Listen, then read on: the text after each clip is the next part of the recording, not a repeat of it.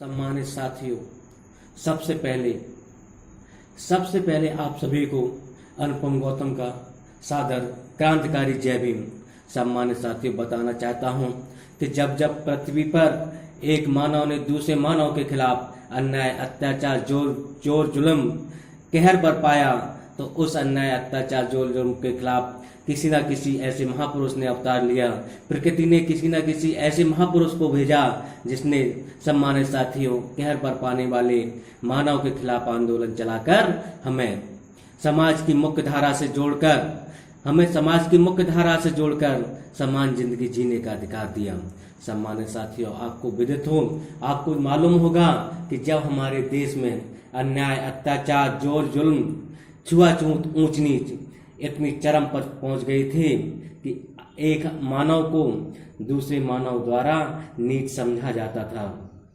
हमारे साथियों, जब नीच समझा जाता था, हमें समान चलने का अधिकार नहीं था, हम चल नहीं सकते थे, जो सड़कें हम बनाते थे उन पर चलने का भी अधिकार हमारा नहीं था। सम्मानित साथियों, उस समय छुआछूत इतनी चरम सीमा पर थी कि हम जो अगर अपना थूक बलगम भी पृथ्वी पर डालना चाहें, धरती पर डालना चाहें, वो भी नहीं डाल पाते थे। सम्मानित साथियों, हमारे गले में हांडी हुआ करती थी। सम्मानित साथियों, बताना चाहता हूं, उस जोर जुल्म, अन्याय, अत्याचार के खात्मा करने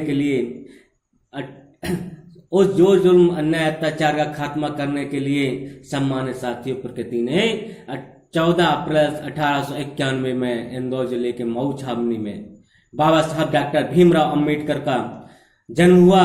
बाबा साहब डॉक्टर भीमराव अंबेडकर ने बड़े होकर, सम्मानित साथी, उस जोर जुल्म, अन्याय, अत्याचार के खिलाफ आवाज उठाकर हमें आज यहाँ तक जीने का अधिकार दिया।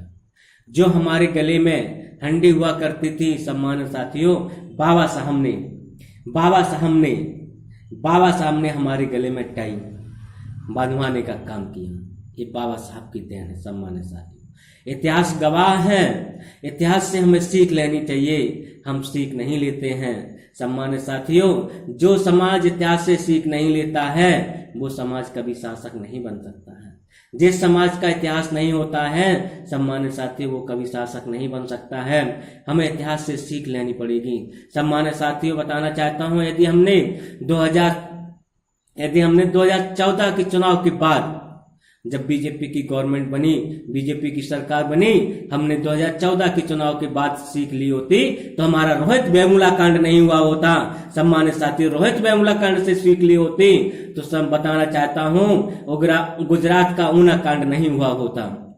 यदि हमने गुजरात के ऊना कांड से भी सीख ली होती तो सम्मानित साथियों, आज 2017 में उत्तर प्रदेश में भारतीय जनता पार्टी की सरकार नहीं बनी होती।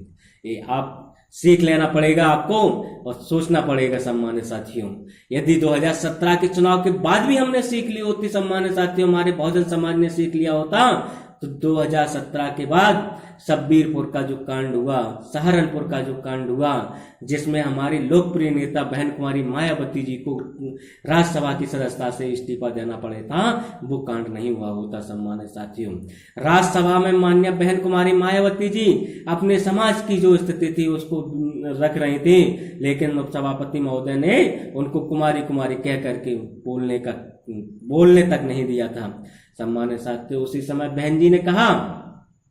बहन कुमारी मायावती जी ने कहा कि जिस जगह मैं अपने समाज के इतिहास को, अपने समाज की स्थिति को नहीं रख सकती हूँ, उस सदन में रहने का मुझे कोई अधिकार नहीं है। एक क्षण में उन्होंने इस्तीफा दे करके, सम्मानित साथियों, देश को बताने का काम किया था। फिर भी उस घटना से हमने सीख लिया होता तो 1 जनवरी 2018 को भीमा कोरे गांव कांड नहीं हुआ होता। सम्मानित साथियों, भीमा कोरे गांव कांड से हमने सीख ली होती तो सम्मानित साथियों, 2 अप्रैल का कांड नहीं हुआ होता, और 2 अप्रैल से मैंने सीख ली होती तो दिल्ली में पार्लियामेंट थाने के पास, जंतर मंतर के पास 9 अगस्त को जो संविधान की प्रतियां जलाने का काम किया है, इन लोगों ने जो संविधान की प्रतियां जलाने का काम किया है, वो काम नहीं हुआ होता। सम्मानित साथियों, हमें सीख लेनी पड़ेगी।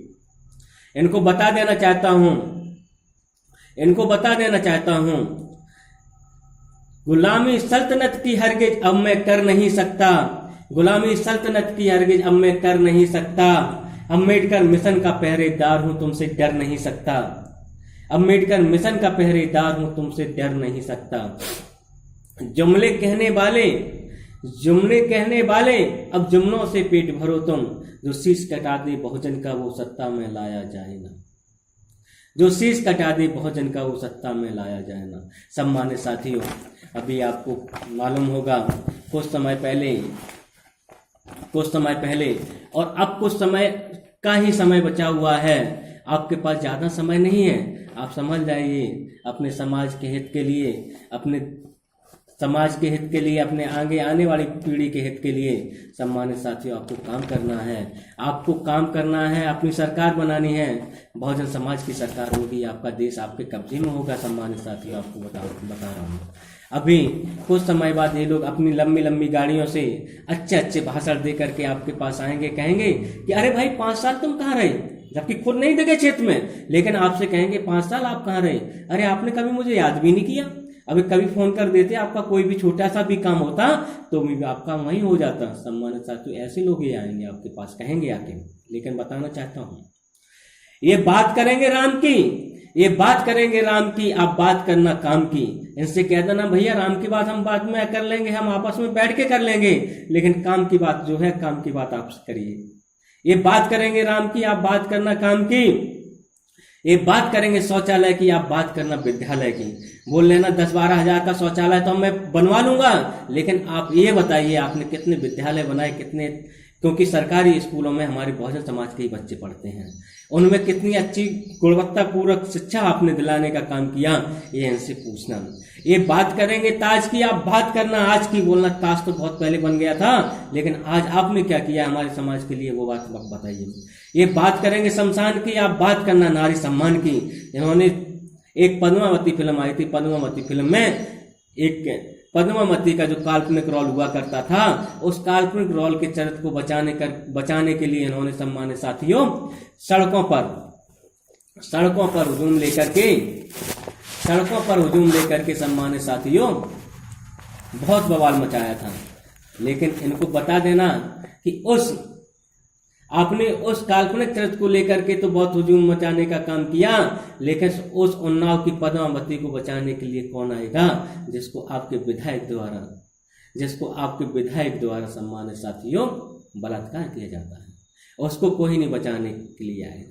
ये बात करेंगे 3 तलाक की, आप बात करना 15 लाख की। इन्होंने 15 लाख देने का वादा किया था, आप उनसे कहना भैया 3 तलाक तो हमारे समाज का मुद्दा है, हम देख लेंगे, लेकिन जो 15 लाख देने का वादा किया था 15 लाख मुझे लाइए। ये बात करेंगे अंबानी और अडानी की, अब बात करना खेती और किसानी की, क्योंकि इन्होंने कहा था कि 2019 में आप किसानों की आय दोगुनी हो जाएगी। ये बात करेंगे कश्मीर और दंगों की, आप बात करना देश में भूखे और नंगों की, क्योंकि आज जितना कश्मीर में दंगा नहीं हुआ है, उससे ज्यादा हमारे देश में भुखमरी और नंगे लोग घूम रहे हैं। ये बात करेंगे नए वादों की, आप बात करना पुराने वादों की। ये बात करेंगे तस्करी की, आप बात करना क्या, आप बात करना प्रतिवर्ष 2 करोड़ नौकरी की। इन्होंने नौकरी देने का वादा किया था सम्मानित साथियों, आपको बता देना चाहता हूं। एक बात करेंगे मन की, लेकिन आप क्या कहना, आप बात करना काले धन की, क्योंकि इन्होंने कहा था कि 100 दिन में यदि मैं काला धन नहीं लाया तो मुझे चौराहे पर फांसी पर लटका देना। सम्मानित साथियों, आपको बता देना चाहता हूं, जब उत्तर प्रदेश में बीजेपी की सरकार बनी, भारतीय जनता पार्टी की सरकार बनी, तो प्रदेश के युवाओं ने सोचा कि अब बाबा जी मुख्यमंत्री बन गए हैं, बाबा जी के पास जादू की छड़ी है और वो पिटारा बाबा जी के पास में है, जिससे आज पूरे प्रदेश के युवाओं को रोजगार मिलाने का काम मिलेगा। बाबा जी ने जब पहली मीटिंग ली सम्मानित साथियों, तो प्रदेश के युवाओं ने सोचा कि अब तो बिल्कुल मुझे कल से ही नौकरी मिल जाएगी। लेकिन क्या हुआ, बाबा जी ने सम्मानित साथियों एक कानून बनाया। बाबा जी ने प्रदेश के युवाओं में खौफ भरने का काम किया। खौफ भरने के लिए एक कानून बनाया, कानून का नाम दिया एंटी रोमियो स्क्वाड। साथियों, एंटी रोमियो स्क्वाड के द्वारा समाज के उन भोले भाले नौजवानों को, उन हमारे नौजवान साथियों को थाने में ले जाकर बेइज्जत करने का काम किया, जिन्होंने कभी भी समाज की किसी भी महिला को, किसी भी माँ बेटी को आंख उठाकर भी नहीं देखा था, ऐसे भोले भाले नौजवान को इन्होंने थाने में बैठा करके उसके माँ बाप सहित उसे बेइज्जत करने का काम किया, उसे मारा पीटा, सब कुछ करने के बाद बेइज्जत करने का काम किया। सिर्फ क्या था कि बाबा जी को नौजवानों में अपना खौफ स्थापित करना था, अपना खौफ भरना था। लेकिन प्रदेश का नौजवान कह चुका है कि बाबा जी आप कितना भी परेशान कर लीजिए, हम डरने वाले नहीं हैं। 2019 के आगे आने वाले चुनाव में मैं आपको इस एंटी रोमियो का ब्याज सहित मतलब बता दूंगा।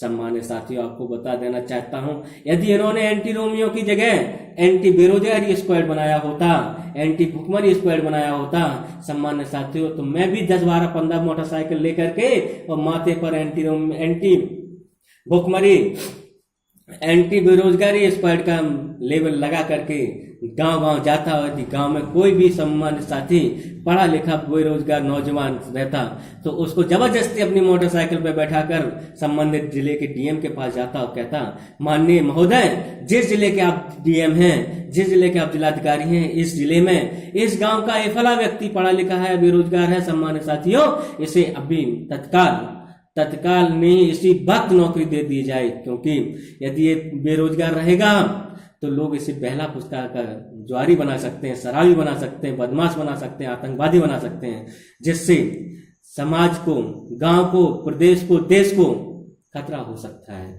इसलिए इसको रोजगार देना जरूरी है, अति आवश्यक है। लेकिन क्या बनाया? Anti Romeo squad. ये रोजगार नहीं देना चाहते थे सम्मानित साथियों, ये देना चाहते थे तो क्या, आप में खौफ भरना चाहते थे। सम्मानित साथियों, समय बहुत कम है, अभी लग जाइए, क्योंकि बहुजन समाज के पास जो भी बीमारी है उसका इलाज सिर्फ और सिर्फ बहन कुमारी मायावती जी के पास है। इसके अलावा इस बीमारी का कोई इलाज नहीं है, कोई डॉक्टर नहीं है। इस बीमारी को सही करने के लिए सम्मानित साथियों कोई डॉक्टर नहीं है। इसलिए आपको बता देना चाहता हूं, आप सभी काम छोड़ करके 2019 के चुनाव के लिए लग जाइए, बहन कुमारी मायावती जी की लग जाइए, अपनी बहन बेटी के लिए लग जाइए। जब आपकी बहन, आपकी बेटी देश की प्रधानमंत्री होगी सम्मानित साथियों, तो ये सारी बीमारियां सब खत्म हो जाएंगी, आपको रोजगार भी होगा, सम्मान सुरक्षा भी होगी। फिर कोई भी एंटी रोमियो स्क्वाड हमारे नौजवान भाइयों को कोई भी कुछ नहीं बिगाड़ सकता है, क्योंकि हमारे नौजवान उन भाइयों का शोषण हुआ था जो कभी भी, जिसने अपनी दूसरे की बहन को अपनी बहन की तरह मान करके समाज में काम किया था। सम्मानित साथी, ये बताना चाहता हूं। अब आपसी मतभेद भुलाइए, अपनी बहन, अपनी बेटी के लिए सम्मानित साथियों देश का प्रधानमंत्री बनाना है। और बताना चाहता हूं, आप देश के हुक्मरान हुआ करते थे, फिर हुक्मरान बन जाइए सम्मानित साथियों। ये देश तुम्हारा है, देश किसी के बाप की बपौती नहीं है, ये देश आपका है, ये बहुजन समाज का देश है। जब तक देश में बहुजन समाज का शासक नहीं होगा तब तक देश रोएगा। सम्मानित साथियों, लाल किले पर झंडा जो लोग फहराते हैं, लेकिन लाल किले किसने बनाया? लाल किले भी हमारे महापुरुषों ने बनाया था सम्मानित साथियों, हमारे पूर्वजों ने उसमें काम किया था। हमारे पूर्वजों भी आकर के देखते हैं कि इस बार लाल किले पर झंडा फहराने कौन आया। इसलिए बताया सम्मानित साथियों, अगले आने वाले समय में बहन कुमारी मायावती जी को लाल किले पर झंडा फहराने का आपको बताना चाहता हूं। रख हौसला बुलंद, ये मंजर भी आएगा, रख हौसला बुलंद, ये मंजर भी आएगा। कभी प्यासे के पास चलकर समंदर भी आएगा, प्यासे के पास चलकर समंदर भी आएगा। थक कर न बैठ ए भीम मिशन के मुसाफिर, थक कर न बैठना ए भीम मिशन के मुसाफिर, मंजिल भी मिलेगी, मिलने का मजा भी आएगा। जय भीम, जय भारत, नवोदय, खुदा हाफिज, धन्यवाद।